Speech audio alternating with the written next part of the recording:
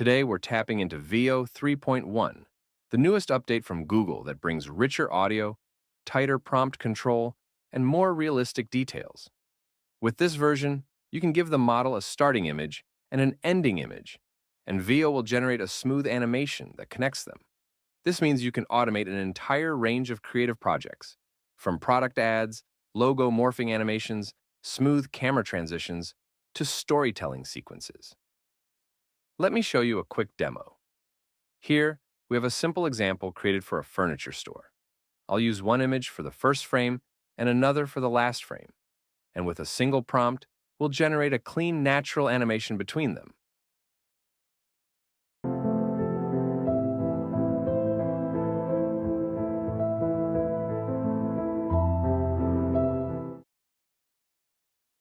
Now I'll show you how I set everything up using Airtable and n8n, so you can build your own automated animation system without ever opening a video editor. Before we jump into the Airtable setup, let me make something clear. This automation is available in both the paid community and the free community. Inside the paid community, you also get full support for all automations. At the moment, we have 45 automations available, and that's one of the biggest numbers of active automations you'll find in any school community. Now let's break it down step by step. This is the Airtable setup. The first column is prompt. This is a long text field where you describe exactly how the animation should happen. Here, you can include the movement, style, camera angle, or any other detail for the Veo 3.1 model. The second column is status. This is a single select field with values like processing or done. It tells you whether the automation is still running or if the video is ready. Then we have image 1 and image 2. These are attachment fields. Here, you upload the reference images, the starting frame and the ending frame. These two images are what the animation will be built on. Next, we have duration, audio, and resolution.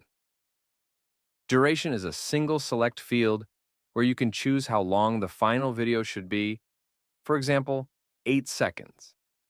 Audio is also a single select field where you can pick true or false, depending on whether you want the generated audio included. Resolution is another single select field where you choose between 720p or 1080p. Finally, there's the final video column.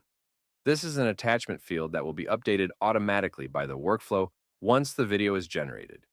You'll see the final clip right here without uploading anything manually. This setup keeps everything organized and makes it easy to manage multiple animations at once. Before we continue with the workflow, if you find this useful, make sure to subscribe to the channel and leave a like. It really helps the content reach more people, and if I see that you enjoy this type of tutorial, I'll release more free automations here as well. Now let's move on to the n8n workflow. The first node is the trigger. It starts the workflow with just one click. The second node sets the API key for Veo 3. This is where you paste your personal API key from fal.ai, so the workflow can connect and send requests securely. The third node searches Airtable for the records that need to be processed. Here, make sure to add a filter so the automation only runs on selected rows. This step is important because you don't want to process everything at once. The fourth node sends the request to the Veo 3 API to generate the animation based on the images and prompt you provided. Then we wait around 3 minutes to give the model enough time to render the video. The next node retrieves the final video file from the API, and the last node updates the Airtable record with the final video link, so everything stays clean and organized in one place. Now, let me show you 2 more examples. The first one is a smooth transition between 2 images, creating a clean cinematic movement.